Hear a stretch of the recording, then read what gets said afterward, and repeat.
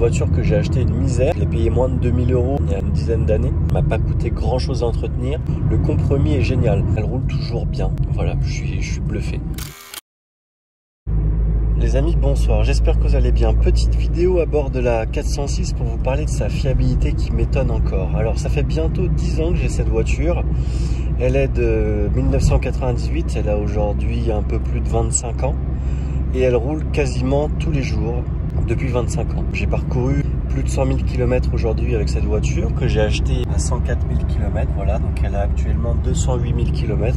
J'ai eu vraiment très peu de problèmes. J'ai jamais été en panne au bord de la route. Je vais vous énumérer les quelques pannes que j'ai eues, hein. Franchement, c'est vraiment minime. Alors, la toute première fois que j'ai eu un petit souci avec cette voiture, j'avais un bruit parasite au niveau du train arrière. À chaque fois que je passais sur un nid de poule, sur un dodan, etc., j'avais un petit clac-clac. Et en fait, il s'est avéré que c'était un problème relativement fréquent sur ces voitures-là.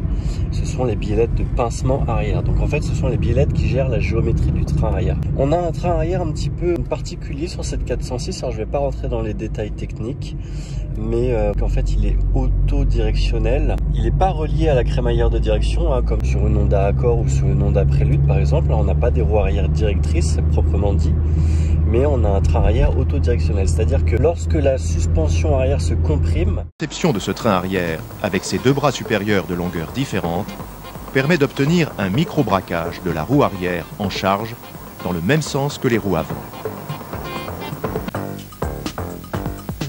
Le véhicule se remet en ligne de lui-même, d'où une stabilité exceptionnelle. et ça rend la voiture extrêmement agréable à emmener un petit peu vite, voilà, sur les routes de montagne.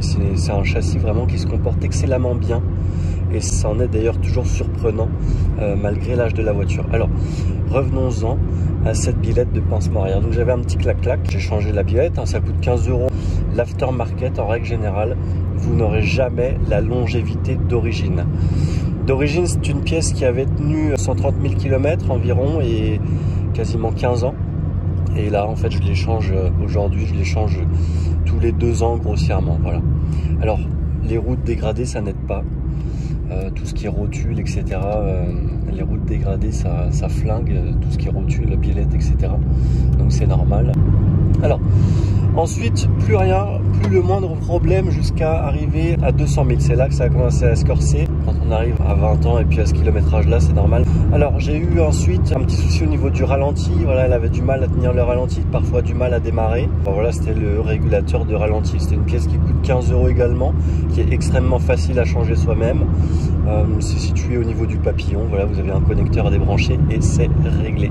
Ensuite, j'ai eu l'embrayage. C'est normal, ça arrive forcément tôt ou tard. Je l'ai fait moi-même, c'est relativement simple. Ça m'a coûté 120 €. C'était en essence, hein, donc il n'y a pas d'embrayage bimasse à remplacer. Donc mécanisme buté. En fait, c'est même pas l'embrayage qui a cassé. Dans mon cas, c'était la butée qui avait explosé sur l'axe. Donc j'avais la pédale d'embrayage en fait qui est restée coincée au fond. Ensuite, la distribution arrivait à terme de son deuxième cycle, hein, donc 200 000 km et puis 10 ans pour la seconde courroie de distribution. Donc il fallait la remplacer. Et j'ai également, je commençais à avoir un bruit côté distri, un bruit de roulement. Donc je me suis dit, bon bah allez, ça y est, c'est l'heure, on va se faire la distri. Je l'ai fait moi-même également, ça se fait bien. Les repères sont bien faits, c'est une voiture qui est très simple, tout est accessible, etc.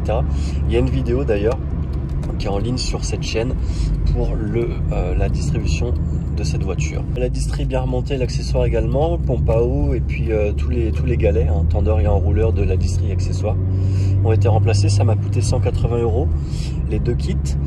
Mais j'avais toujours ce bruit de roulement. J'ai continué à chercher et en fait c'était au niveau de l'alternateur que ça se passait. Donc l'alternateur fonctionnait, hein, mais il y avait simplement un de ces roulements qui faisait du bruit. Donc on peut les remplacer, hein, mais étant donné son âge et puis il était vraiment sale, hein, il y avait de l'huile de la pompe de DA qui avait coulé dessus depuis pas mal de temps. Donc il était tout gras, etc. Et puis vu son âge, je me suis dit bon, on va partir sur un alternateur neuf. Ça lui fera pas de mal. Ça m'embêterait de devoir tout démonter, surtout que l'accès à l'alternateur sur cette voiture est assez compliqué. Il y en a qui démontent le collecteur d'admission. Moi je l'ai pas fait. J'ai préféré me faire de la place en retirant l'accessoire complet et puis la poulie de direction assistée, la pompe de direction assistée, pardon. Voilà, Donc alternateur neuf, ça m'a coûté 140 €, donc ça il y en a à tous les prix, hein. Ça va de 120 € jusqu'à, ça peut aller jusqu'à 400, 500 € un alternateur, hein. Donc moi j'ai tout fait moi-même, ça m'a pas coûté grand chose. Hormis ça, si je dis pas de bêtises, c'est tout ce que j'ai eu sur cette voiture. Et puis bien évidemment, c'est un essence, donc les échappements ont une durée de vie sur ces motorisations là d'environ 10 ans. Voilà, un échappement sur un moteur essence c'est environ 10 ans. Vous prenez l'échappement d'un moteur diesel, il y a énormément de suie, c'est très gras. Ça le protège de la corrosion, de l'humidité qui se crée avec la condensation, les changements de température. Voilà. Sur un moteur diesel, on est rarement embêté avec les échappements, mais sur un essence, voilà, c'est relativement fréquent. Il doit avoir 6 ans et il commence à faire beaucoup de bruit, donc il y a une fuite qui se crée. C'est assez étonnant en fait le niveau de prestation qu'on a au final avec cette voiture-là. C'est une voiture qui coûte rien. La cote est très basse en berline 5 portes ou en break. Je sais que sur les coupés, ça s'est littéralement envolé ces dernières années. Mais 406 berlines, hein, là on est sur une phase 1 qui a 25 ans. Et j'ai toujours autant de plaisir à conduire. J'ai toujours un excellent feeling avec la voiture. Tout va bien.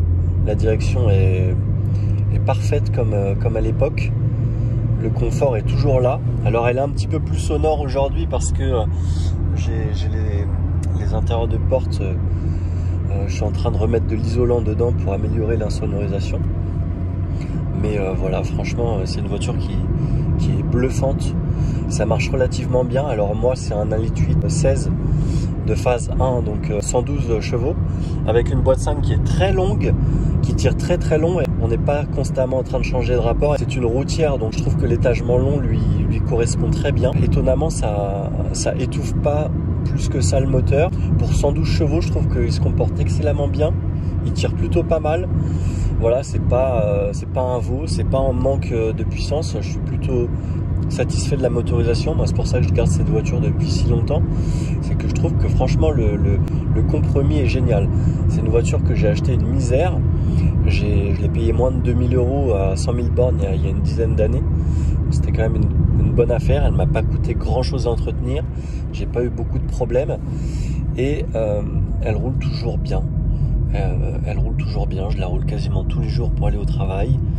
Et franchement, voilà, je suis bluffé. J'en attendais pas autant. C'est confortable. La position de conduite est bien. Voilà. Alors c'est pas une Mercedes, hein, bien évidemment, mais pour une Peugeot à 2000 €, voilà, elle est toujours là et c'est une très très bonne surprise. Voilà les amis, c'était la petite vidéo pour les abonnés qui sont présents pour cette voiture. J'espère que ça vous aura fait plaisir. Et puis voilà, je vous dis à la prochaine. Allez, ciao ciao.